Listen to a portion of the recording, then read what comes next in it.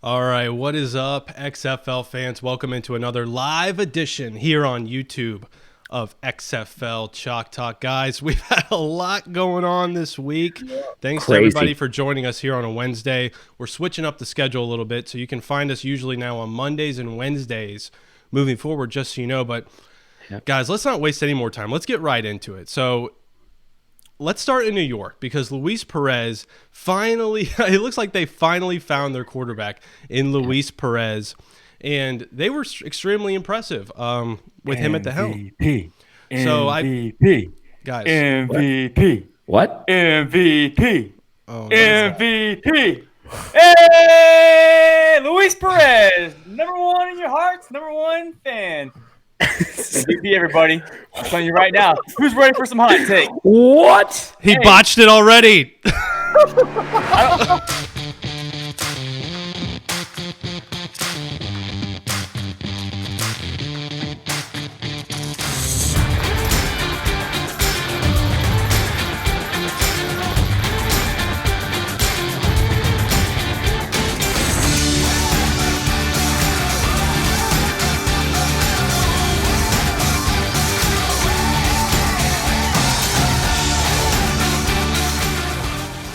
I'm number 5. Are you kidding me? He botched it already. He's been back for 5 seconds and he botched it. How did I know that was going to happen? It was. I'm never disappointed. I'm just never disappointed. We talked about it multiple times leading up to this, and I just knew it was going to happen. I knew it. I'm not a fan of scripts, Riley. You know that. You gotta let me free, man. Let the bull loose, dude. You just gotta let him go. You gotta let him do what he does. Just think, half the people that follow us don't know who you are, Pastel, and that's their first impression of you. It's stumbling like an idiot through your intro. That's all right. They're gonna know who the smartest guy on this podcast is real soon. So we were like, guys. We were like, guys, the Luis Perez bit. Yeah, the Luis Perez bit. Let's get into it and talk about it. And people are like, where's Pastel? Is he back? And then you come in, president of the Luis Perez fan club. Oh my God. And I think most people, Pastel, don't know the whole backstory of the Luis Perez fan club. A lot of people, I think, actually think you like Luis Perez. Yeah, so I don't like Luis Perez. I don't think he's a very good quarterback. And unfortunately, the week Perfect time for you to come back, huh? Yeah, he comes back and throws for like 150 yards, 2 touchdowns, and leads New York to a win. So it kind of like kills any momentum I was going to have coming into the show, how bad of a quarterback he is, knowing that he got traded, didn't start for 2 games, and then, of course, he does this. But no, not a huge Luis Perez fan at all. I can't even remember, Pastel. It's been so long. Was he traded by the time you left, or did that happen once you were gone? So I want to say he got traded the week I left. So that was about a month ago. That might have been the last segment we actually recorded as 4 of us, just knowing that, like, hey, is he actually going to start maybe week 2, week 3? We didn't know what he was going to do because it was so new, this transaction that just happened. So, but yeah, he played well. I'll give him props this past week. Well, we're going to get into that. That actually is our number 1. But it's just, I knew this would happen. I mean, Pastel, for those that don't know who Pastel is the 4th member of Chalk Talk. He's been out. He's in the Army. He was at military training for God knows how long. I feel like we've done more episodes without you now than we've done with you. Yeah, that may be right. Yeah, I mean, half of our subscribers probably have no clue who I am, which is probably a good thing for the show. But that's why we've blown up.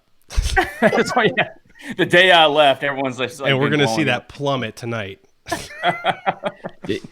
Have you guys been looking at the comments? I will say Pastel's getting a lot of love, but people definitely saw the botch. I'm getting botchamania. Holy smokes, that was botched.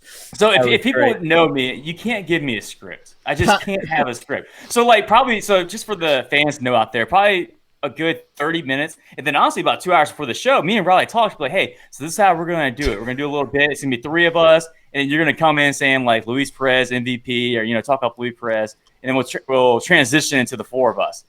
And I was like, I got it. This is too easy to mess up. And I mean, like probably halfway through that script as I was saying MVP, I like completely went blank because I'm trying to remember the script, which is like 3 more words, and I botched it. So. It's not even a script. Total botch on my end about it. But so Pastel, I can't tell you how many weddings I've seen Pastel make a speech at, and he's botched every single one of them, including one at my wedding. And he was define botch. Like, I feel like they're still great speeches. Okay, maybe botch isn't the right word. Underperformed, underwhelming, stuttered, struggled. I don't know. Pick one. Dude, people are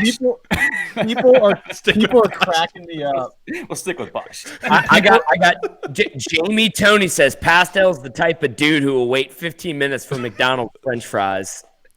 So the best thing about the McDonald's French fries, this is something I didn't know, by the way, is don't ask for salt on your French fries because they always put salt on your French fries. So if you ask for no salt, they have to make you fresh French fries and then just grab a salt packet and put it on your French fries. Sounds like a lot of work. I'm just saying, man, if you want hot French fries from McDonald's, way to go. So welcome back, Pastel. I guess we'll see how this goes. I'm scared to death because we haven't started doing live shows until the beginning of the season, and Pastel hasn't been here since the beginning of the season. So this is Pastel's first live show. And I'm scared to death. I can't believe we actually had you speaking with it. Why are you so scared right now? Did you see the first 10 seconds of the show? Yeah. You know what? The Were script's you there? We're good now. Mentally, you might not have been, but you're physically there. I feel like the fans are going to appreciate this because, you know what? They don't have three donks talking about XFL. They got one expert now kind of like level the playing field and say, all right, this guy knows what he's talking about. Let's talk some X's and O's here. Three donks and an expert. All right, let's get into it. So we're actually going to start with Luis Perez as our number one thing we learned from week number 4 of the XFL. Guys, I think we kind of were writing off New York maybe a little bit too early. And I mean, for good reason. They played so poorly going, in these last couple of weeks at St. Louis. They were just abysmal. They got destroyed in D.C., but Luis Perez comes in, and that offense shows some life. They were a little quieter in the second half, but they got off to a good start. They were moving the ball, and they finally got the running game going, which I thought was the biggest thing with Darius Victor. So is Luis Perez your starter going forward? He has to be, right? Because Gilbride has said that McGloin's back healthy, and there's a quarterback competition. Like, what? What's going on? They're even entertaining bringing back McGloin as a starter and not Perez. The offense ran the best it's looked pretty much all year with Perez. And honestly, they should have had more points if Mikhail McKay doesn't drop an easy touchdown pass there toward the end of the game. They put up at least 23 points depending on what they get with the point after attempt. But it's another 6 points on the board. You could just tell the team around him. He picked up his teammates. He was commanding the huddle. There was a point in the game where there was like a skirmish or something happened where he was grabbing like offensive linemen and getting in their face and saying, he was like, pay attention. And he's commanding the team, commanding the offense. I think it's crazy. I think it's crazy for him from what we've seen with McGloin's attitude and his body language compared to Luis Perez. Just the demeanor. It's a no-brainer. Yeah. It's a no-brainer. Yeah, I just think the team rallied around him, and they haven't rallied around any of the other two quarterbacks. So just looking at that, if I'm the head coach and if I'm J.A. Mangus, I'm going straight into Kevin Gilbride's office and be like, look, this guy gives us our best chance to win, right? Yep. Offensive line seemed to play a lot better. The running game rally, you referenced it earlier. I love Darius Victor. I think is one of the better backs and certainly one of the more fun backs to watch. But the offense just looked like it finally had life. And we haven't seen the offense really have life pretty much all year, to be honest with you. That first game, they had a couple of big plays down the field, but they were able to sustain drives. They were able to convert their downs. And to be honest with you, the defense finally had a second to breathe, and they played well. Imagine that. So I think it's crazy to march anybody else out there because nobody else seems to have the attention in the huddle, have all their players out there really playing hard. And to Kenny's point, they should have another touchdown there because Mikhail McKay dropped a ball that should never be dropped. That was probably the worst drop I've seen in a long time. I mean, you couldn't be more wide open and the ball be more perfectly thrown. Pastel hasn't seen a lot in a long time, though. He's been at military training, so that's not saying too much, is it? I was trying to give Luis Perez a little credit there, and honestly, it wasn't his fault that that ball got dropped, and that was another touchdown. But personally, I don't think Luis Perez. I want to give him his props where it's due, right? So like he was 18 of 26, 150 yards, 2 touchdowns, 1 interception. He played pretty well the week prior to that against St. Louis. But overall, if you look at the plays that he's completing, right, these passes, I don't, kind of like we talked about in the earlier segment, Te'amu and PJ Walker, they're throwing professional throws. I look at Luis Perez, and he's hitting the wide open receiver. He's making the receivers work for these yards. Mm-hmm. It's still only 150 yards. Like, I get he's an upgrade from Matt McGloin, but I still don't see a guy that's going to like necessarily lead this team into the playoffs. I mean, it's going to be because the team is well balanced. Like that, those corners are playing to an elite level. It looks like recently. The running game has picked it up. It's more of a team effort more than just Luis Perez being the different quarterback. Yeah. No, I agree 100%, Pastel. Like, he didn't play like outstanding by any means. He didn't pull what Te'amu's doing in St. Louis. He didn't do what PJ Walker's doing in Houston. But to me, just the team's body language and how hard and how well the offense played, I have a heart. If you're out here trying to win games, I think you got to ride this horse until you hit his ceiling, right? And that may be his ceiling, but at least the offense did something because they had been asleep for 2 weeks. The overall vibe of that team was just abysmal these last couple of weeks. So, yeah, if anything, Luis Perez sparked some life, some energy into that offense. And, Kenny, I know the exact moment you're talking about. It was towards the end of the game, and and it was like a more positive leadership. Like, come on, guys, let's go. Let's get into it. Like, we haven't seen that. Seen that with the New York Guardians from the quarterback position in the last couple of weeks. And we even saw Kevin Gilbride go up to Mikhail McKay the week prior when they were getting blown out in St. Louis, be like, I need you to be a leader because we don't have a lot of leaders on this team. And the guys that said they were going to be leaders aren't being leaders.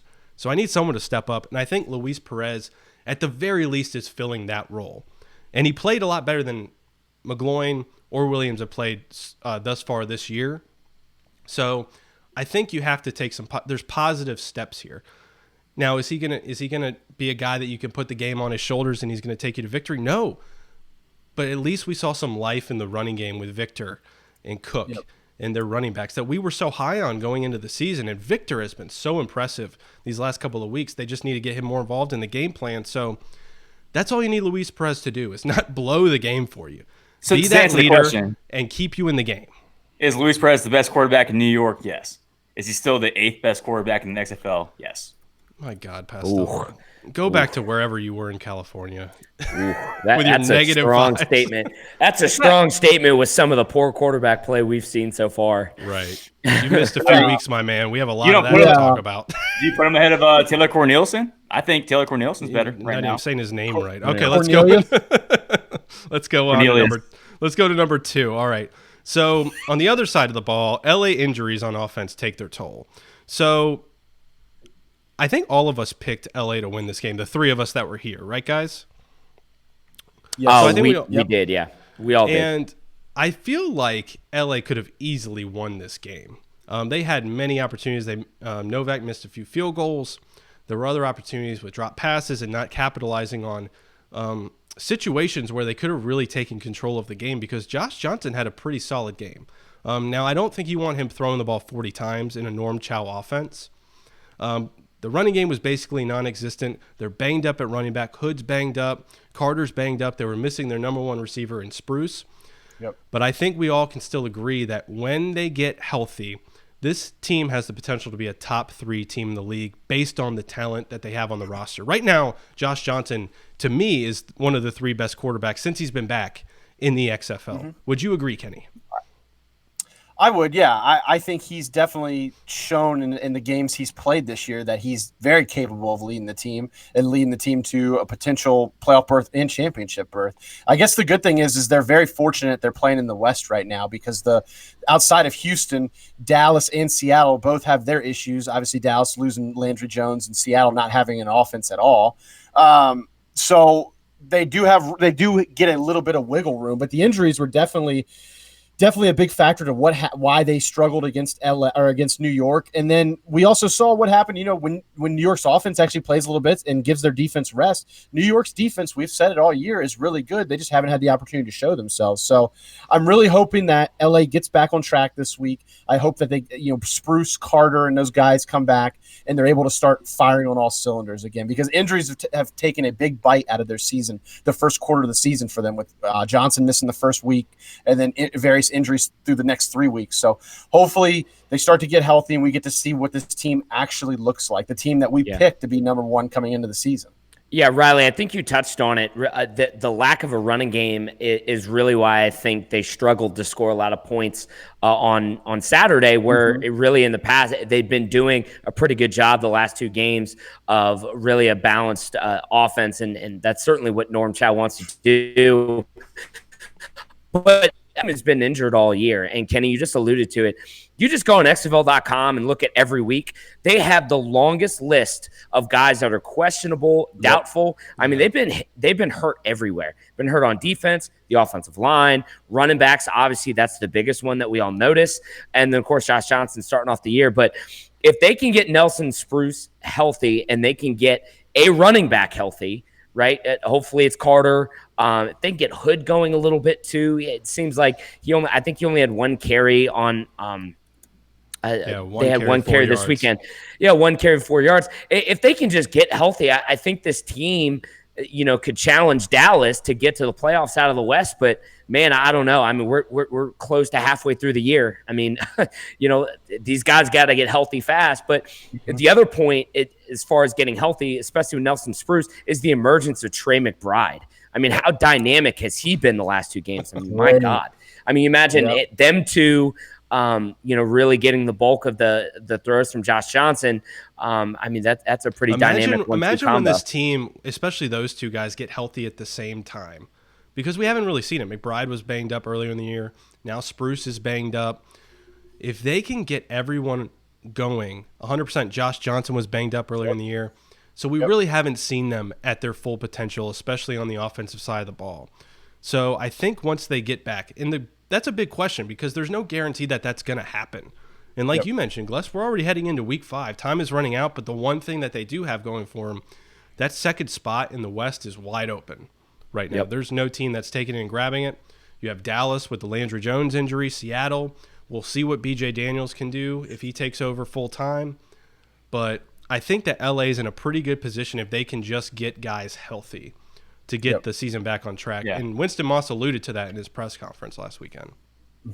Yeah, and if you look at Josh Johnson's stats, I mean, he might not just be, you said top 3, Glessner. He's probably the second best over Te'amu, in my opinion. I mean, just looking at his stats, he's got the number 1 quarterback rating in the XFL at 106.6 with Te'amu right behind him at 105. He's got a 7-1 TD versus interception ratio where you look at Te'amu, he's 5-2. So he's right behind him with one less game playing on passing yards, but better than him in most other stats. So I say that with the caveat of you need a good quarterback, it looks like, to be successful in this league.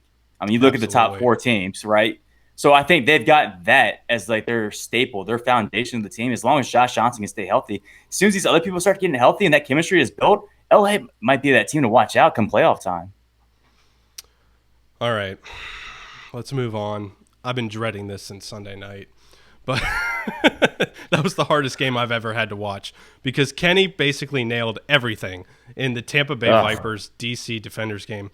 And a big one was Taylor Cornelius. Now, we talked about this on the show last week about the Quentin Flowers situation and Cornelius splitting time at quarterback and then Flowers leaving, Cornelius being your guy, what that's going to mean. But, I mean, I'm not going to, you got to give credit where credit's due. The guy balled out, especially for being a rookie that hasn't had consistent snaps, being put in a position where you're looking for your first win. And we talked about it, Kenny, a must-win game. And they were impressive versus Houston, and they upped it even a level. And when you have a running game going like that, and Cornelius, moving the ball down the field, making the plays he needs to make, that's a good recipe if he can just keep that consistency going. Yeah, he made some great plays. He played really well. Was he perfect? No, of course not. But I thought for being his first, I'd say true start, because weeks 2 and 3, we knew he was going to start, but there was all that moving Quinn Flowers in and out. Yeah, he wasn't the actual, I would say starter, because we knew Quinn Flowers was going to get snaps at quarterback. And we saw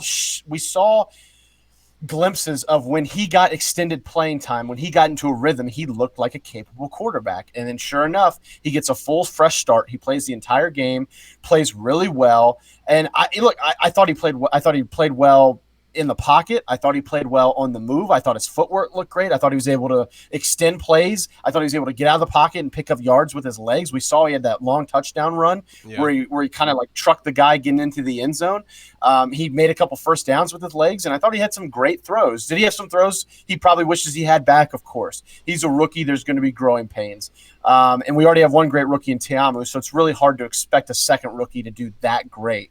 But man, I think if Cornelius plays like this the rest of the year, Tampa's arrow is pointing way up. I think they're the second best team in the East as long as he continues to play like that. Yeah, it'll be interesting to see how they play against LA this week and how he plays against this LA this week. And we're going to get to this later in the show. But one of the things that really stood out to me was just the talent difference from the Tampa Bay offense against the Defenders defense. And that's really hard for me to say because the first 2 weeks, I really thought the Defenders defense was like for real. But it didn't look that way. It really looked like kind of a JV versus varsity team out there. So I wonder if it was a product of just a really bad defense and a defense that was just clearly overmatched, or, was Cornelius just really in rhythm? Now, here's where I'll give Cornelius a lot of credit. The body language looked good. The confidence looked good. He played like an extremely confident, big-time Big 12 quarterback like he was in college. So let's see what he does against LA, but he certainly turned some heads this week for sure. Bless. And when you have a running back or running game with Jacquez Patrick and Davion Smith, I mean, they've been fairly consistent. They haven't been consistent sticking with the run, but when they do run, they've been consistent in terms of their yards per carry. But this is where it all came together. And if you can produce a running game like that on a consistent basis for Cornelius, that is where he can get that confidence to not feel like he has to go outside of himself, if you will, and make plays that he may not be necessarily comfortable trying to make. Because these guys were bulldozing over defenders.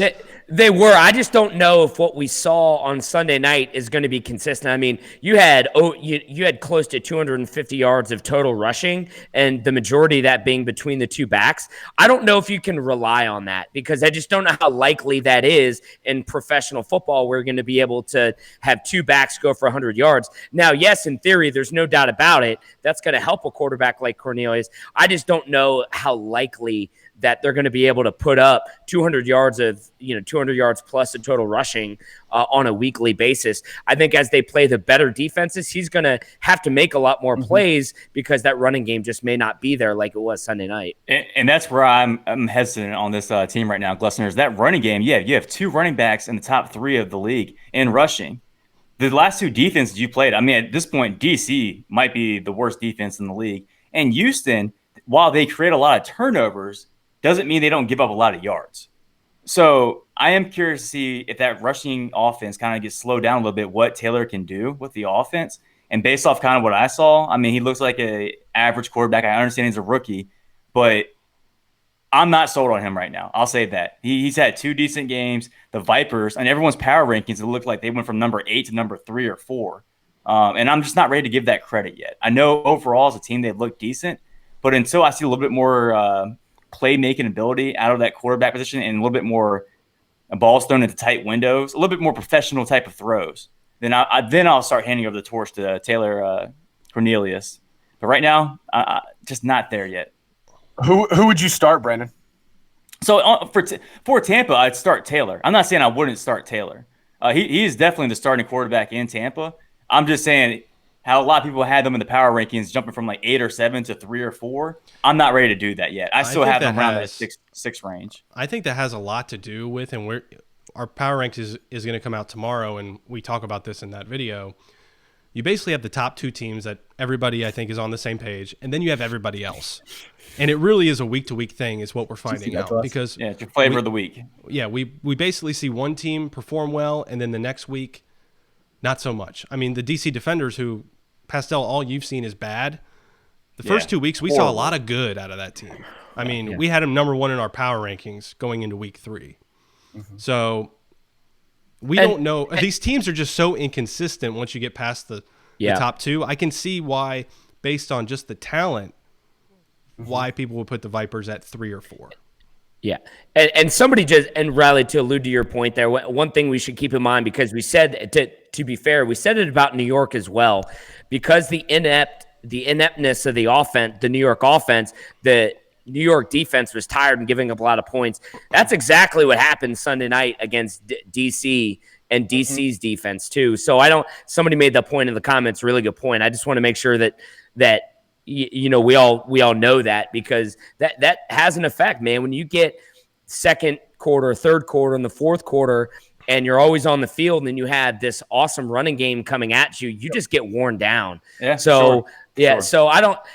Yeah, they looked really bad on Sunday. Give Tampa credit, man. I mean, that running game was so dynamic, and it just made plays really easy for Taylor Cornelius, which that's got to be the recipe. I guess my only point was I just don't know how sustainable that is, unless you have Quentin Flowers in there from time to time to kind of, add the quarterback run game as well. I will say this: Sunday was a perfect, merge of my best takes of the year. Oh my God. Cardell looked awful for the second week in a row, which obviously is good for my brand. And for my brand, that's right there. That's what I've been waiting. Kenny's crew, here we go. It's all about Kenny at this point. The fame is Kenny's getting to crew, his head. This Kenny crew thing is getting out. What of have I control, come back man. to? For my brand. Oh my God. Monster, Cornelius and Tampa go and ball out like I predicted they would. It's a great night. Sunday night was a great night. Is it because of the QB, or is it because the new OC has taken over the play calling in Tampa? That's a big part of it, Pastel. I think. Is it James Elizondo? Is that his name? Elizondo. Yeah. I mean, it could be. I don't know. I still think I still think the verdict is out on that, because what did he take over? Did he take over week 3? I think it was week 3 when they started scoring points. Yeah, maybe that is certainly the constant. But we talked about it last week. I think quarterbacks have to get in rhythm, right? We've said on the show a lot, I don't like flipping quarterbacks because they can't get into rhythm. So the fact that Cornelius has now started to get a lot of game reps and knowing that he's going out there next series, looking at what the defense did in the past series, making their adjustments, there's no doubt that I think that the change in coordinator has helped. I just wonder how much. I don't know. I still think it's a tad bit too early. All I can say is we've been friends since high school, and this show has really shown some people's true colors. That's all I'll say. Some people is taking the little fame that we have, that little sliver that we got. I mean, because in the grand scheme of things, we're still extremely small in terms of our fan base, but yeah, showing your true colors there. But I will say before we move on, that Quentin Flowers' reports are that he's back with the team, but he's demanding to be traded. So everyone that's in the chat saying start Quentin Flowers, I'm not sure you're ever going to see that happen. It'll be interesting to see how that situation develops, but I think we don't. And there were trade rumors. There were trade rumors this week. Yep.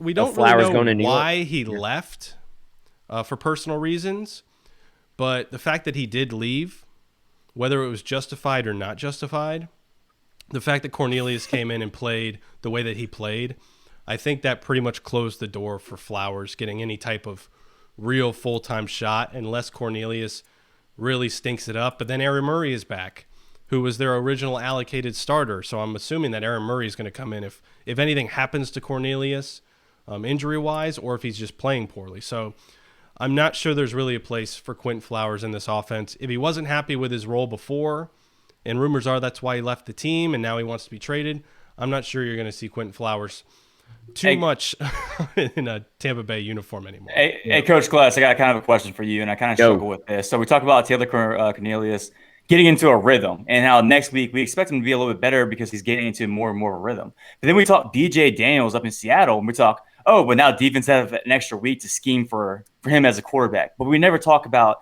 he can get into his rhythm as well as a quarterback. I almost feel like it's kind of like a double-edged sword in the sense we're giving one quarterback props, but we're giving the other quarterback no props because we think a defense can be able to scheme for them. When in theory, what you're saying is both quarterbacks have an opportunity to get into more of a rhythm the more they play. Potentially. I like Cornelius's background a little bit more than I like BJ Daniels' background of throwing the football. That's all. It's just preference. I'm about to say we're going to get into that. Yeah. Amen. So let's go ahead and go to the DC side. What is going on? The defenders are free falling right now. And I know I said on the last show that I don't think the defenders necessarily are as good as we saw in the first 2 weeks, but I definitely know that they aren't as bad as we saw versus LA. And I'm getting a little worried with that take because it's like a serious Dr. Jekyll, Mr. Hyde thing going on here, guys. When you look at the DC defenders, when they were home for the first 2 games, and now seeing them on the road just struggle so mightily to get anything going on offense. And it's not just the offense. For 2 weeks in a row, their special teams have had a huge lap. You saw that blocked kick here. You saw the block punt versus LA. So it's not the special teams are a mess. The defense is a mess. I mean, we have our first 2 100-yard rushers against them and the Tampa Bay running back. So it's not like it's one phase of one phase of this team that's struggling. They are just struggling as a team right now. So Pep Hamilton has struggling. Pep Hamilton has quite the coaching job Joe on his Namath hands style to get these guys to regroup, and they are heading home, which is a good thing based on what we've seen, but they're heading home to play the St. Louis Battlehawks, who is a team that's just getting more and more impressive as the weeks go on. So I don't even know where we start. Gless, I mean, what do you do to turn the ship around for the defenders? Yeah, I know. It's pretty perplexing. The first is they've got to figure out what they're going to do in the passing game, because the last 2 weeks it's been pretty embarrassing with what we saw from the first 2 weeks in the passing game. It's almost like a completely different Cardell Jones. It's completely different with the receivers, missing a lot of easy throws, turnovers, picks, throwing into double and triple coverage. I mean, it's just kind of ugly all around. They have yet to really get the run game going, which is what Pep wants to do in order to kind of alleviate a lot of the stress on Cardell. To me, it looks like Cardell's really pressing. Right. So I think there's a lot of pressing going on. And part of that is because they get down so early. Right. I mean, 2 weeks ago, you sit there and blink and it was 14-0. And then this Sunday night, it was the same exact thing. They got down early and they got down fast. So it just looks like he's pressing. I think they need to take on the onslaught a little bit better. They certainly need to start better. And that's in all 3 phases, on special teams and on defense.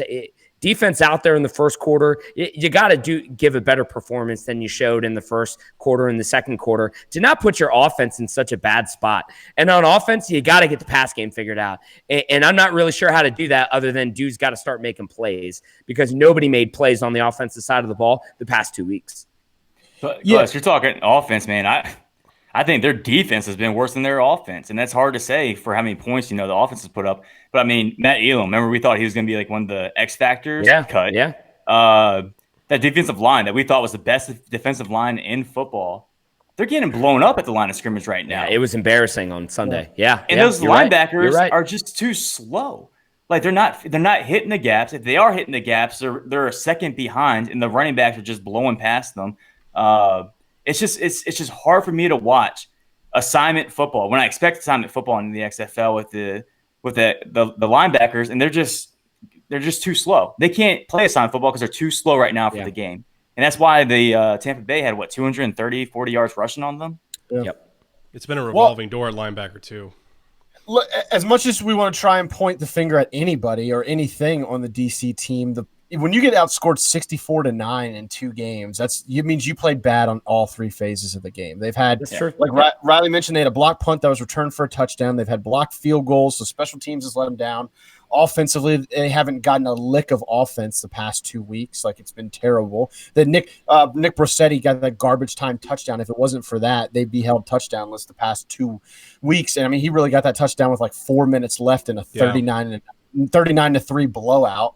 So, and then defensively, and that all compounds. When you play bad at all 3 phases of the game, it does bleed over into every single phase of the game. Like it's like a cold. It just spreads like a virus. And so they've really got to turn it around, because they've now have St. Louis next, and St. Louis has been a buzzsaw for everybody except for Houston, who is the only undefeated team left in the league. So, this is a very, very bad time for them to have to play St. Louis. They need this win to really start turning the season around for them. Because if they get blown out 3 straight games, that could start a really, really bad trend for them. Yeah, the other thing that's really worrisome is what Tampa did in the run game against the Defenders, and now they have to go play the Battlehawks, which another an elite run team. Except it's probably a quarterback that Cornelius had his runs, but he's nowhere near the running quarterback of Tom. Yeah.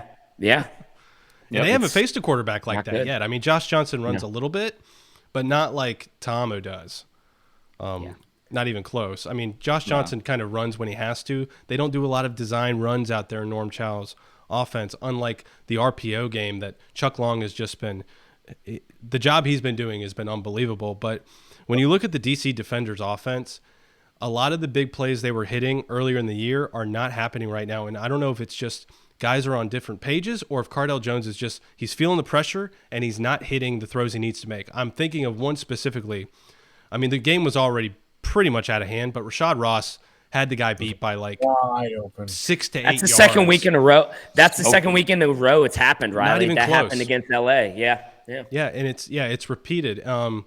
Because weeks 1 and 2, they were getting the ball out quick, and when plays were breaking down, Cardale was keeping his head downfield. He was feeling the pressure, and I think what teams are starting to do is they're starting to drop back more guys into coverage, mixing up the zone and the man, and confusing Cardale into making poor decisions, which is what Cardale Jones is known to do. And I know that Kenny has pointed this out, and I agree with Kenny on this, that the first couple of weeks, Cardale made a lot of really good plays. So not to take anything away from him there, but he also had a few throws that probably should have been intercepted, but were just dropped. And now those aren't being dropped anymore. They're turning into interceptions. So I feel like the lack of running game is really getting to Cardale Jones and Pep Hamilton, because Pep Hamilton's head has to be almost to explode levels, because Gless, that he wants to run the ball and establish the run, and they have not done that at all this year, which is so surprising to me so far. Yeah, it's crazy. And the other thing that doesn't make me feel good is I feel like the last 2 weeks, especially, their offensive line is getting blown up in the pass game as well. Seems like Cardale's been under pressure pretty much every week. And the first 2 weeks he was able to kind of escape and make plays. But there are times where they're only rushing 4 and flushing Cardale out of the pocket or making him throw the ball quick.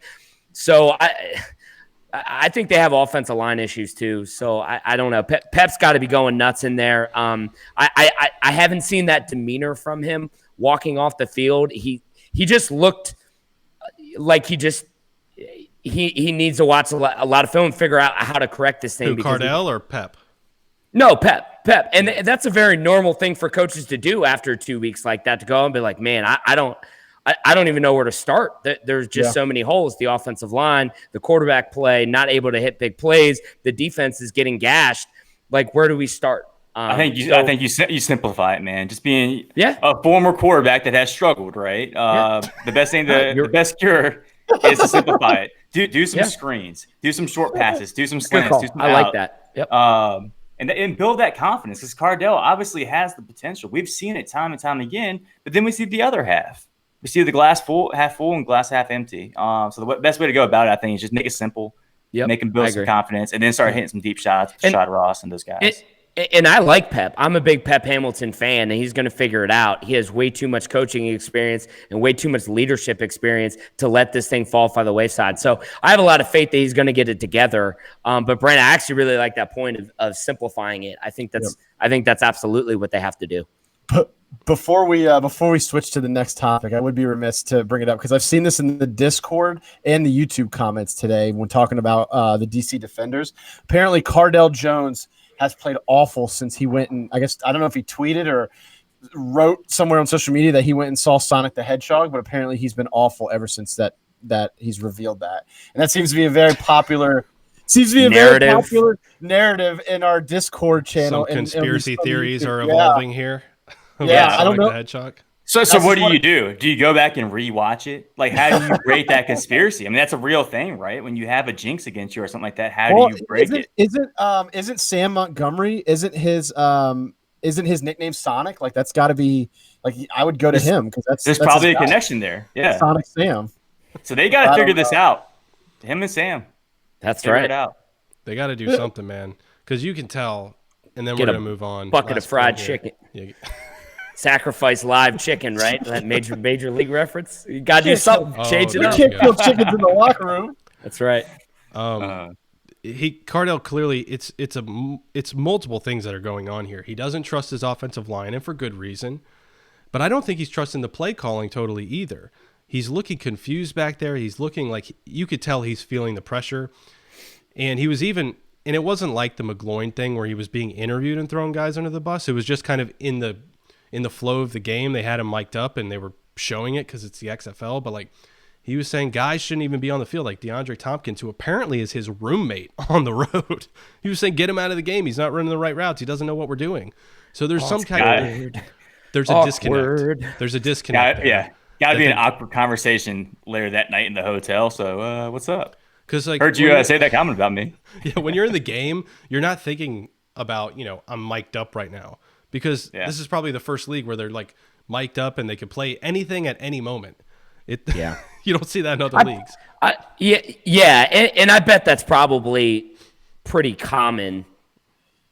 Just in the NFL and in college. I mean, if guys aren't ready to play, I mean, they're saying it, and Cardell just happened to be mic'd. Yeah, they're gonna, he just happened to be mic'd. Well, that's why I said it wasn't like he was being interviewed and called someone out in front of, the fans and a national audience. It was just in the flow of the game, but it just shows you some insight of the disconnect going on between Cardell and the other receivers on that team. Yep. So let's move on to number 5, and we're going to talk about the Renegades here. And perhaps some of the biggest news of the weekend is that the Renegades lose Landry Jones again. And when it happened, it seemed devastating. Like you saw the look on Landry Jones' face, and you could tell something was seriously wrong, that his season was probably over. It doesn't seem like that is necessarily the case. We're hearing 2 weeks for a knee injury, but he's already coming off of one knee injury, and he's been struggling at times since he's been back, especially in the first quarter of this game. So the Renegades are a team where it's kind of like they have the talent they need to make a championship run. They have the running game. Their defense has been opportunistic, especially last weekend. They kind of got back into the flow of the game versus the Houston Roughnecks. But my thing is, even when Landry Jones comes back, he's coming back from his second injury, and he wasn't playing very well the first time. So what do the Dallas Renegades do at the running back position? Because you have Philip Nelson, who I don't think is the long-term quarterback answer. position. Yeah, the quarterback position. Yeah. What do you do with Philip Nelson? He's not the long-term answer. Eric Dungy has been on the team, but he's not really been on the team. He hasn't been came in training camp. He got hurt. He's been back and forth between the team and personal leave multiple times. So he's clearly not ready for game action. So what do you do if you're the Dallas Renegades? Do you just hold on for dear life with Philip Nelson for a couple weeks and hope that when Landry Jones comes back, you ride or die with him? I mean, I don't know what other options you have at this point. Well, either trade for Quentin Flowers or you do what you just said, Riley. You ride and die with Nelson, and then hopefully Landry Jones comes back in 2 weeks. Hopefully after those 2 weeks, week 6 or week 7, they can build a rhythm the last 3 weeks, hopefully get into the playoffs. And by that time, Landry Jones has got a rhythm built up with that team, which is a good team. It's a very good team. I think that's a top 3 team, in my opinion. You add a quarterback in rhythm, and now that's a possible championship team. The question is, how do you get Landry Jones into that rhythm when you have 2 injuries? And that is tough with the 10-week schedule. Yeah, no, that's where I was going to go. I mean, this is his second knee injury in, 2 months?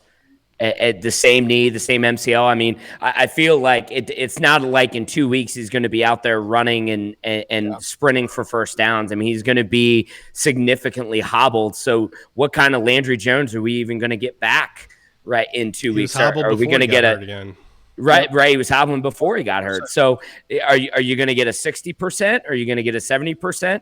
And at that point, I mean, he's got to be on a little bit of a short leash because – even a 60 or 70% Landry Jones, is that enough to score points. And from what we've seen so far, I'm not quite sure because, he's had a couple nice moments. But last week, to be honest with you, like he was just a turnover machine. So you're getting a 60% Landry Jones possibly when he comes back. I mean, to me, it sounds like they're probably going to end up when it's all said and done near the end of the year. I just don't see Landry Jones being out there and being very effective with 2 knee injuries in 2 months. To be fair, though, they almost won that game. Still, with 5 turnovers, almost beat the number 1 team in the power rankings. Yep.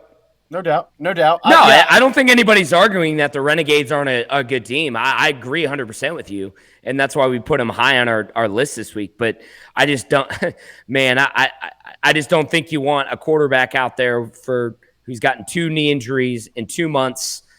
I just don't think he's going to be very effective. This reminds me a lot of the Ryan Tannehill situation when he hurt his knee.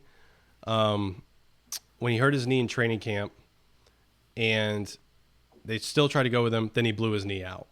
Yep. Because you're trying to nurse this injury that you probably rush him back, and I know Landry's going to try to get back as quick as he can because we're in week 5 of a 10-game regular season. Yep. So time's a ticking. So the earliest he can get back is what? Week 7, and that's on the early side. And I'm just worried that even when he comes back, he's going to be so nervous to really go full speed on that knee. I mean, we saw him on the knee since he's been back. His mobility is shaky, to say the least. And he's been making a lot of good throws, but he's been following it up with a lot of bad throws, especially versus Houston. So I think when he's back, he probably gives you the best chance to win. But I'm just worried that if you don't have 100% healthy Landry Jones, that you're going to be able to have the quarterback play to make a run to the championship. I'm very concerned about Dallas's quarterback situation, and that's whether, in my opinion, effectively whether Landry Jones is out for the season or not. I think his season is of being an effective quarterback is over. Yeah, I agree. Plus, this reminds me, and to Riley's point, I thought Riley was about to steal my thunder. I was going to say I was waiting to make this point. I was like, no, but we lived through this in 2012 with Robert Griffin, RG3. Yep. You saw him hurt his knee. He comes back, and then he blows it out even more the second time around. So I just don't think that a guy who's not mobile to begin with is going to be able to come back in 2-3 weeks and lead the team effectively. And I don't really have a lot of faith in Philip Nelson either. So I think Dallas should be concerned. I think their fans should be concerned about the quarterback play moving forward. And I am a big Dungy guy. I know you guys know that about me. I've talked about him a ton, but I don't think he's ready. He's had too many. I mean, he was hurt. He missed training camp. He's hurt. Then he comes back. He's had some family stuff, unfortunately. Some really unfortunate circumstances with his family, and he's been out for that. And then Brogan Roback has been in and out of the team, and if they're going to make a trade, for one, I'm not going to trade for Quinn Flowers. I'm going to trade for Connor Cook, the guy who barely lost out to P.J. Walker. Houston's going to want to trade him, though. No, they're not going to. No, they're not going to, and I don't blame them. Why would you want to trade the best quarterback? Because if you look ahead to year 2, P.J. Walker's could be in the NFL. Yeah. Connor Cook might be your starter next year. So I think Dallas isn't. I don't know what the answer is. Philip Nelson, I guess we'll have to see what he does the next couple games, but I'm not convinced, even if Landry Jones comes back in 2 to 3 weeks, that he's going to be healthy enough to be effective personally. Guys, they also had another big injury.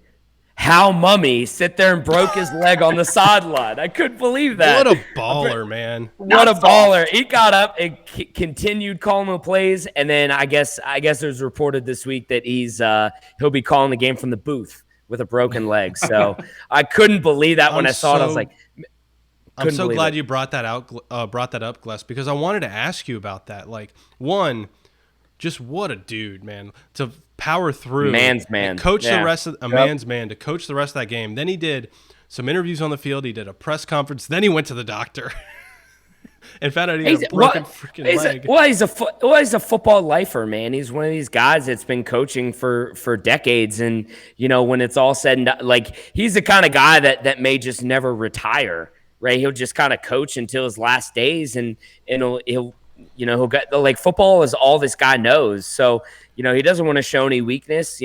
His players are out there busting their tails off playing for him. So the last thing he wants to do is go and kind of harbor in and claim injury himself. But what a man. I was so impressed. I would have gone to the doctor first. That's what I would have done. But I guess I'm not a man like Hal Mummy. So what I wanted to ask you though, Gless, is so he'll be up in the booth for the rest of the year. When you were coaching, Gless, were you on the field or were you up in the booth? No, I was always in the booth. And when I called defense, I was always in the booth as well. I just got a better look at. Exactly. I'm wondering, yeah. As a coach, having to switch from one to the other, how much does that affect you being able to see the game? Like, because Hal Mummy, I'm assuming most of his career has called the game from the field. So now that he goes up to the booth, in my opinion, like I've never coached, but I would imagine the transition would be harder going from the booth to the field than to the from the field to the booth, except that you're losing kind of the feel of the sideline and the atmosphere down there. Being up in the booth, you're like obviously exiled from that, but seeing the game, I think you probably see the game better from up in the booth, right? Yeah, I think everybody kind of has their style and what they like to go. When I was doing it, I liked seeing the different personnel packages coming in. I liked just kind of sitting there and getting a view away. Instead of being on the sideline, it's really hard to see the other sideline. It's hard to see people coming in. It's hard to see sometimes the down and distant depending on where you're at. I think Hal likes to be on the field. Offensive guys like to be on the field because they like to talk to their quarterback after, right? They like that person to person. I look you straight in the eye. Let's look at the plays that we want to go with and go. But again, everybody kind of has their own style and how they like to do it. I like to be up. I found that when I went down on the field, and there were a couple games like where it was, we're blowing the team out. So I'd be on the second half. I'd just be on the sideline. I found it a lot harder to call it on the sideline than I did in the booth. So I wonder if that will be a little bit of the same effect. It may take some getting used to, but I think what he's really going to miss is not being able to interact with his players, right, and really find out what's going on. So he's really going to have to lean on his assistant coaches to get the message down to his players, since there really won't be that one-to-one connection. Yeah. Gless, so is that, like you said, other than talking to your players and getting that instant feedback on the sideline, is there really any benefit to being on the sideline? And follow up to that, when you were on the sideline, were those the Westfield games since they were blowouts? Oh, man. Oh, you got jokes. Wow. Wow. You got jokes. Inside jokes. Radio insider. Radio insider there. Well, I'm going to answer this second question first. No, it was not. I was in the booth for all those games. And then I what an asshole thing to say. I know. Now I completely lost my focus. He shook. I was shook. Pastel's loving it. Finally, I'm not the one that shook. Yeah, I mean, some guys like the feel of the game. They like feeling the speed of the game, being able to kind of understand kind of really how good. Like, because you can see it up in the booth, but it's a lot different than when you're down on the field and you can really see, man, their defensive line's getting out faster. Man, their corners are doing this specific technique that's really giving away what their coverage is doing. And you can kind of catch those nuances a little bit better on the field than you can upstairs. Also, when I was calling defenses, I think it's a lot more advantageous on defense than it is on offense, because defense is all reactionary, right? Offense dictates what personnel they have on the field, right? What their tendencies are on first down, on second down, on third down, right? Like, they dictate a lot of that. So I think it's a little bit easier to do that on the field, where I always had to get a good look. If I didn't get a good look, I didn't feel really comfortable calling a defense, because I didn't know if the right personnel, if I saw the right personnel package in. And then I had really good assistant coaches that I worked with, so I didn't really feel like communication was that bad. And the other thing about being on the booth too is I could look on Huddle, I could look on my iPad, I could play plays back and forth, and you can kind of do that on the sideline, but there's a lot of distractions on the sideline too. You got players coming on. There's just a ton going on. The booth was a lot more comfortable for me. But I think for offensive guys, and this is the last thing I'll say about it, I think you just get the feel of the defense and how fast they are, how big they are, how quick they are, what the little unique kind of tendencies they do based on their technique. So I think that's probably why he likes to be on the field. But again, everybody has their preference.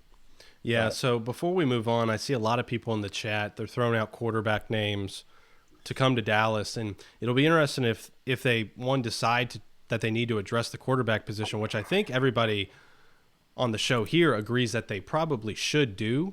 if they don't feel comfortable with Landry Jones moving forward through the end of the season once he's back. But just keep in mind, if they don't do a trade, within the league, if they look to bring in somebody from the outside, they have to be, I guess, facilitated, if you will, through Team 9. So you can only really sign players from Team 9 moving forward.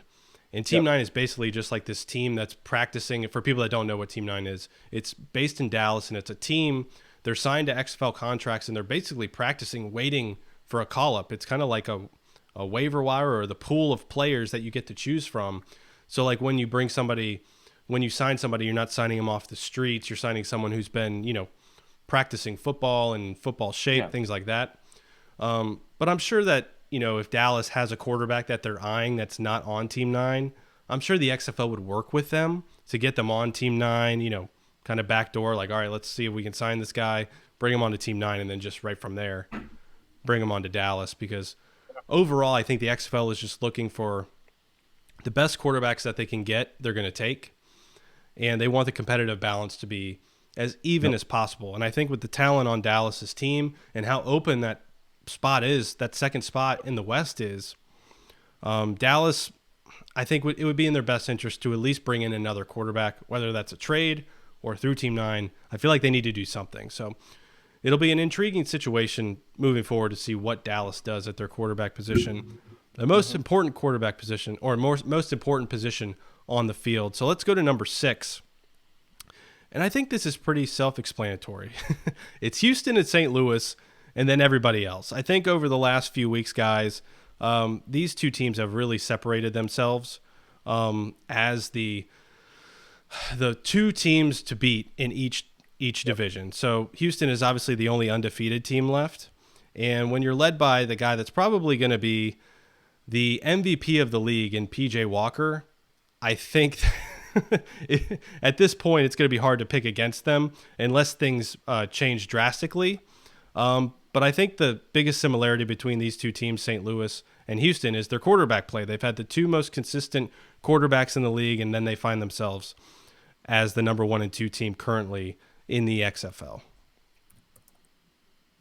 Yeah, I think that, I don't think a lot really has to be said. There's not a lot that, everybody's going to hear is going to disagree on with is these are the two best teams. They've literally, Houston's beat everybody they've faced, and then St. Louis, the only team they've lost to is Houston. So, and they've had two quarterbacks who you could argue are the top two quarterbacks in the league, in Tamu and PJ Walker. Their defenses have played very well. We've talked extensively about Houston creating 5 turnovers last week against Dallas, and then Pro Football Focus has St. Louis is the top-ranked defense in the entire league. Kenny Robinson's out there making plays, picking off passes. Will Hill's been fantastic. Will the throw. Yep. They've got probably the best safety duo in the league. So there's just really not much else you can say other than these two teams have played the most complete football. They've played pretty much the most error-free football, and they've got two of the best quarterbacks in the league. And that's going to be a recipe for getting your team to the championship, no matter what sport you play, no matter what level of football you play in. Yeah, I love the St. Louis Battlehawks, and especially what they're doing on the offensive side of the football. I said this earlier to you guys, and curious what you guys feel, what you guys think on YouTube or anybody who's watching this. But they really remind me of the Kansas City Chiefs on offense, just with a lot of the different play designs, quarterback runs, RPOs, personnel packages, utilizing a lot of motions, and really letting Jordan Ta'amu run manage all of that, similar to what Pat Mahomes does in Kansas City. So it's a very Kansas City like offense to me, and it's so tough to defend. And what's even scarier, guys, is that offense gets better and better and better every single week. Their run game is super effective, and a lot of that is because Ta'amu has the threat with his legs. So you really have to defend not only Matt Jones and Christine Michael, but you got to make sure that you have guys, that are there and that are assigned to the quarterback run game, which again opens up a lot of play action and RPO game.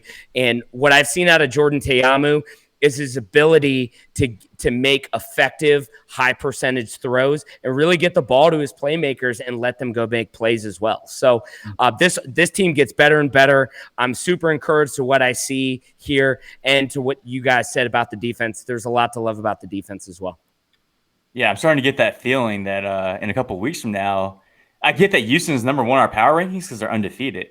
But I feel like I'm starting to divide that we think St. Louis might be the best team in the NFL or will be. Yeah. The way Thomas is progressing, that's a well-rounded, efficient offense and solid defense. Look at the top 3 quarterbacks in the league. You got Josh Johnson, you got Teamu, and you got PJ Walker, all with above 100%. Or you have 104, 105, and 106 quarterback rating. Everybody else in the league is like around 70 or 60. So that just kind of shows how the quarterback drives the league. But talking about your point, Glessner, the efficiency with Teamu, 75.2% completion rate. It's unbelievable. Better than anybody else in the league right now. Yeah, by far. And I do get that feeling that if these guys were to play again a few weeks from now, my money's probably on St. Louis. Yeah. Especially if they're at the Dome. Oh, if they're at the Dome. Sold out crowd there. Woo! Good luck to anyone in the East beating. Good luck to anybody in the East beating St. Louis in the Dome in a playoff game. That crowd, those fans show up. They just opened up the second deck. They did, yeah. Guys, I'll be super curious to see St. Louis's offense at the end of the year, and if we see more big plays down the field. That's the only thing that I haven't seen a lot of yet. I think that they do really well in the intermediate passing game, but as more teams start to stack the box a little bit more because St. Louis is so effective in the running game, I wonder if they're going to hit a lot more big plays later in the year, and Teamu just gets a lot more confident throwing the ball down the field. Because right now we haven't really seen that a whole lot, right? We see a lot of intermediate passing game, but I'm excited to see his development throwing the ball, getting down the field and hit a lot of big plays, just like Houston does. Because if that starts happening, then Pastel, I think they will be the best team in the league. I really do. Yeah, I think Houston's big advantage right now is on defense, is the fact that they're creating turnovers. I said this earlier. I don't think necessarily they have the best defense, like pound for pound, yards allowed per game. I think it's the fact that they're creating turnovers. So if you put up as many points as that Houston does put up, and you're getting 5 turnovers a game, you're going to win 9 times out of 10. However, if you're not getting those turnovers, the ball doesn't bounce the right way.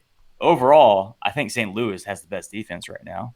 St. Louis is also doing that to some extent in terms of making big plays when it matters, being very opportunistic with taking away the ball from opposing offenses. But I think it's kind of a optics thing. Like we were a little higher on Houston going into the season. They kind of just been like right at the top all year for us as a show. And I think St. Louis we've seen kind of just improve every week, kind of make their way to that top tier. So they kind of have gotten there, but they've gotten there in different ways. And I think if you go back to the Houston and St. Louis game, St. Louis was in a position to win that game. And Tom, who threw a couple of bad throws that he probably would want back, and that was the difference in the game. But it wasn't like Houston was head and shoulders, talent-wise, above the St. Louis Battlehawks. They were neck and neck. And that is really the only time that Tamu has shown kind of, I guess, his age in terms of being a rookie is in that moment. And I think since then he's only gotten better. So in terms of a team that's just improving and getting better every week, I think St. Louis is definitely the hottest team in the league right now, and Houston's kind of just that team at the top of the mountain. Game of Thrones, they're the ones that are on the Iron Throne, and St. Louis is trying to make their way to take it over. But yeah, I mean, it's basically them and everybody else, because everybody else has been, I think I mentioned this earlier in the show. It's basically been like Houston, St. Louis every week, pretty consistent. You know what you're going to get out of them. And then everyone else, it's really just a week-to-week basis. Tampa, they got talent, but they need quarterback play. Oh, they got quarterback play, but will they continue quarterback play? New York, they come out of the gates hot, but then they free fall for 2 weeks, and now they're back in the win column. DC, they're the best team in the league. Oh, now they're the worst team in the league. Like, it's just literally been – you could say something like that for every other team in the XFL other than those two teams. So basically right now you're looking at a situation where you have one team in the West and one team in the East that have all but locked up, especially Houston, that number 1 seed in their division. So it's that number 2 seed that's going to be up for grabs, and teams that are just looking for some consistency, because it's getting really damn hard to make these picks every week when you have these teams that are just going through these peaks and valleys so much like these other teams are in the league. All right, so let's go ahead and move on to one of those teams that we're talking about that has been dying for a spark, and they finally got it. Fans in Seattle have been clamoring for BJ Daniels for weeks now. And I know on this show we're going to get a lot of crap because we said stay with Brandon Silvers. We weren't buying the BJ Daniels hype, but, I mean, give credit where credit's due. BJ Daniels comes in, clearly provides a spark for that team, especially in the running game. So my question to you, Coach Gless, is what we saw last weekend with BJ Daniels, is that what we can expect from BJ Daniels moving forward, or is that a situation where St. Louis just wasn't – they were prepped for a Brandon Silvers ran offense, and then they get a mobile BJ Daniels at quarterback and didn't make the adjustments that they needed to contain him in the pocket and not allow him to make plays with his legs? Yeah, I think it's more the latter. I think they didn't game plan for that additional element that they were bringing there, right? And you saw some of the clips right there. A lot of zone read, a lot of split zone read.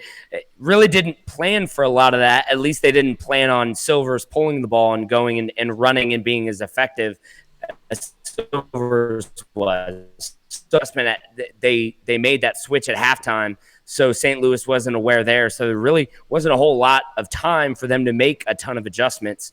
I like bringing that element to the offense for one large reason, because I don't believe that Seattle has very many playmakers in the passing game. So I think the receiving core lacks a lot of talent, to be quite honest with you. I'm not overly impressed with their tight end room, but I think that adding that quarterback run game into their offense is really going to help them be a lot more productive. Now, let's see how he does this week against Houston, with Houston having an entire week to prepare for the BJ element quarterback, the BJ Daniel quarterback run game, and let's see if he has a similar kind of effect. And if he does, then I think I think there's no doubt he's your guy. I mean, with a lack of receivers and receiver talent, I think you have to put him in there, because otherwise you're just not going to score any points. So, I mean, there's no doubt the impact he had on the game. I mean, he completely took over the second half for Seattle, put the team on his back. I know he threw that pick late, but it was 3rd and 20, and they're running out of seconds. Well, they're just running out of time, and he tried to force it in there, and really couldn't do what Seattle wanted to do. But I really like what I saw. I like that element of the game that they brought. Again, it's only one half. St. Louis wasn't prepared for it. So let's see what happens this week with Houston. If he has a similar type of effect, then I like rolling forward with that. I think BJ Daniels is probably somewhere in between of what we've seen from Brandon Silvers and BJ Daniels last week. I think he's going to fall somewhere in between. I think he'll make some plays with his feet, which is obviously going to be an asset in that offense, just because, like you said, Gless, they just don't have a great set of skill players on that team. But I don't think he's also going to be the guy to carry the team as well. I think he's going to be decent to average, to maybe to above average, but I don't see him absolutely turning the fortunes around of the team. Yeah. I think Seattle's still a pretty similar team, whether they have Silvers or Daniels at quarterback. So I think it's pretty simple, guys. It comes down to, I think as a show going into last week, we were all convinced that Silvers, in terms of arm talent, had more to bring to the table than BJ Daniels. He had 4 weeks to prove it, and he really didn't capitalize on his opportunity. If BJ Daniels can come in, which he did last week, so like you said, Gless, let's see if he can do it when a team has a full week to prep for him at quarterback. But if he can come in and resemble at least the numbers that Brandon Silvers was bringing in the passing game, and then also bring that element of the run, it's a no-brainer. Because right now, I don't think BJ Daniels is going to do any worse than what Brandon Silvers was doing at quarterback for them. But I think when it comes to the passing game, I think a lot of it has to do with what you said, Gless, just the lack of playmaking explosive weapons on the outside. is what's really going to be the downfall of this Seattle team. I think their strength is in the middle of the field with their running back core, which they have yet to get going as well, because I think teams know that they don't have the playmakers to beat them on the outside, and Brandon Silvers wasn't making the throws to get them the ball either. So if BJ Daniels can kind of, I guess, at the very least replicate what Brandon Silvers was doing in the passing game, but bring that element of the run as well, it's really a no-brainer to play BJ Daniels going forward.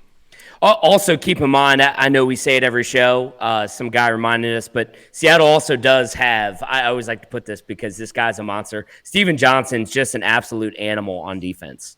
40 tackles and 40 tackles. I mean, he's a freaking tackling machine, had a couple tackle for losses. So I love watching that guy. He's fun to watch. Yep. Seattle has a fun defense to watch. Frazier's awesome. Kiero's awesome.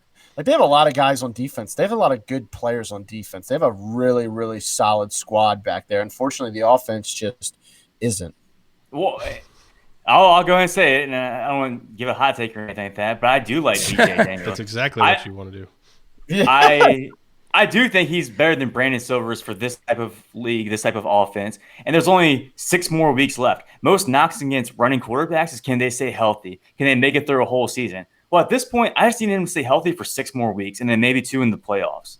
But I think that dynamics of the offense is absolutely better than what Brandon Silvers was bringing to that offense. I mean, that offense was anemic with him in there. Throw him in there. I can't see it being any worse. Honestly, I would love to see, like you're talking about, Glester, with Cornelius is talking about a rhythm. I would love to see BJ Daniels get a rhythm and amp his game up. So I'm extremely excited to see what Seattle does. I would love to see them even beat Houston this week. Oh, let's go. That is a hot take right there. My God. I like that hot take. Don't give away a pick. I think Jeremy on YouTube brings up a great point too. Mobile quarterbacks are king in the XFL. Look at the top 2 teams in the league right now. Yep. Both mobile quarterbacks. So, I mean, why not? I mean, at this point, Brandon Silvers wasn't getting the job done. So I definitely think he should be starting for sure. I would never argue against that. I think at this point, BJ Daniels has shown more in one half than Silvers has shown pretty much the whole year. Yep. But I'm just saying, I don't think he's their savior. I don't think he's going to take them to the place where everybody thinks he's going to take them. I think he's going to be a slightly better improvement, but I don't think he's going to be, oh my gosh, this team's a whole different team now because he's at quarterback. I think we're going to get a lot better feel of it this weekend. What Gless said. When a team has all week to prepare for them, for BJ Daniels at quarterback, we'll see how he performs rather than coming in halfway through the game. So let's go to our final of the 8, and that's parity. And I touched on this a few minutes ago, but basically after the 2 teams that I think we know are, they haven't sealed the deal in terms of playoffs, but they're well on their way to being the number 1 seeds in their respective divisions. But after that, it's pretty wide open. I could make a case for all 3 teams in each division claiming that second playoff spot, which is a great place to be if you're the XFL. Because like we've said, these teams are trying to find consistency. The team that finds the most consistency is going to get that second spot. But right now, I don't really know who I would put my money on because every week it changes. Yeah, it's really been a roulette wheel from second to fourth in the East and the West this year. So obviously, like you talked about, Houston and St. Louis have pretty much taken the throne on each side, and they look through the first quarter of the season, the first 4 weeks of the season, that they're the teams to beat in their respective divisions. But you could throw a blanket over the rest of the league, and we're not going to know who's going to come out the other side. So it's really exciting if you're a fan of the league as a whole. If you're, it's exciting because it's going to keep fan bases tuned in. If you're a Dragons fan, a Wildcats fan, or a Vipers fan, and you're sitting at 1-3 right now, your hopes aren't crushed that you can't make the playoffs because you're only 1 game out of a playoff spot right now, 2 maybe depending on a head-to-head matchup tiebreaker. So your hope is not lost. You've got a reason to watch the last 2/3 of the season, and it's going to keep fans tuned in. It's going to keep fans watching the games on television, which is even more important to keep those ratings up. Yeah, I think the other thing to notice, and when we had Mike Mitchell on a couple weeks, I keep saying it's like a month ago. I guess like a month ago, but I think what's going to come into play with this parity are those 3 division games at the end of the year. right? That's where things are going to get really fun because you may be 2 games out of a wild card spot, but you have 3 division games right at the end of the year. So I think it makes out super well for the schedule and the fact that every game's going to matter, guys. Like every game's going to matter, and I think that's huge. Yeah, and I think at this point we're just talking about identity. What is the identity of these teams? We know what it is for the Battlehawks. We know what it is for the Roughnecks. But at this point, what is it for every other team? The Renegades without Landry Jones? I don't know. I guess it's the running game for Tampa at this point based off last week. These other teams, it's like, all right, Seattle, are you now a dual threat type of quarterback team that's going to do RPOs? I don't know. So we're still trying to define the identity of these teams. And at some point, the coaching staff has to just decide what that identity is and just roll with it. Because right now, I mean, we talk about parity. We're talking about the worst team in our power rankings, DC at number 8. They're number 2 right now in the East. Like, technically, right now, the standings have them number 2. So no team is out of it right now. Yeah, Gless, I think you mentioned it in a previous show, maybe a week or so ago. But I think these last few weeks, especially when we get, and I love how the XFL did it, your last few weeks are versus division opponents. So that's really going to make or break the playoff runs here. But I think the coaching, once they get game film on these teams, because at the beginning of the year, they was just basically coaching in the dark. You had the 1 or 2 scrimmages and preseason games from Houston, but you really had little to no game film on these other teams. And now you're starting to build that library from these teams. So I think coaching is really going to be playing a factor. And then especially when you look at coaches that have adapted to the rules, which I think coaches are still, especially in the 1, 2, and 3-point conversion, they're still trying to figure out what the hell is going on. What the best? I mean, every coach is doing a different. Like Houston, they're just like, screw it, let's go for 3. A lot of other teams are going for 1, some for 2. So we really haven't found consistency between the teams in terms of the point afters.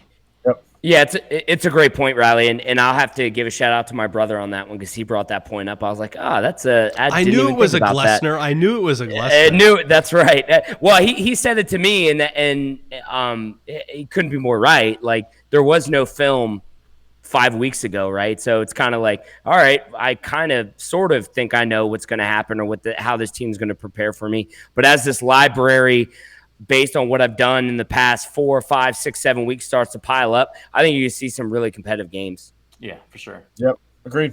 So it's going to be a fun rest of the season. It's going to, like they said, they wanted to keep it close, keep it interesting, to keep people watching through the last week. Attendance numbers have, been what they are. I think what most people that follow the league have expected. TV numbers are still over 1 million for every game, especially the FS1 games, the ESPN2 games, which is a very encouraging sign for the league. I mean, based off of, if you want to compare it to the AAF, which, I mean, to me, they're 2 totally different classes of leagues, but they're just blowing the AAF out of the water. They're beating a lot of NBA games, college basketball games. That's the big point. They're beating out other sports, and I think that's the biggest key is that they're the biggest draw of the weekend. Yep. Yeah. Yeah, so it's going to be an interesting last few weeks. We're almost at the midway point, and then things are going to really ramp up in terms of these playoff chases. I see a lot of people every week when we get on here, they love talking about expansion. I think at some point we're going to have to do a live show that just give the fans what they want, talk about expansion. If we're still seeing these attendance numbers hit the roof. Yeah, it would be good for our following, that's for sure. That's right. But, if the league continues the trend that they're currently on, especially with the TV ratings, I think, going into a second, even third season I think it's going to happen. I'm very confident that we're going to see this league for multiple years. So why not talk expansion? We may do that in the next few weeks as a live show, make the fans happy. But thank you, everyone, for joining us on YouTube Live here. For Pastel, Glessner, Kenny, I'm Riley. This has been XFL Chalk Talk. Follow us on Facebook, Twitter, Instagram, and, of course, YouTube at XFL Chalk Talk. And make sure you hit that notification bell, hit the subscribe button so you can follow everything happening with the show. And you can check us out at xflchalktalk.com. Thank you to everybody. Again, we're going to be on, moving forward, we're going to be on Mondays and Wednesdays for our live shows. And we're going to be still putting out content throughout the week. Expect our power rankings tomorrow. We're going to do our pregame show on Friday. We're going to premiere it on Friday morning this week. So we give it some time to, I guess, marinate, to simmer, going into the weekend instead of putting it out right before the game. So stay tuned. There's a lot of exciting things also going on behind the scenes. We are all located near DC, and I think we're trying to make it. I know Kenny and Pastel, you're talking about making a trip to Tampa. We're all talking about making a trip to New York. So if some fans are up in New York or Tampa, we're going to keep you guys posted. We would love to meet up with you. We'd love to talk about some football, maybe grab a beer. Who knows? We'll figure out some events to do there. But a lot of exciting stuff happening behind the scenes for XFL Chalk Talk. And it's all because of you guys. So thank you for supporting the show and getting us to where we are, which is the biggest XFL-centered show on YouTube. So thank you guys very much for joining us. Yep. For everybody here at XFL Chalk Talk, we will see you next time, and we will touch base with you after the games next week.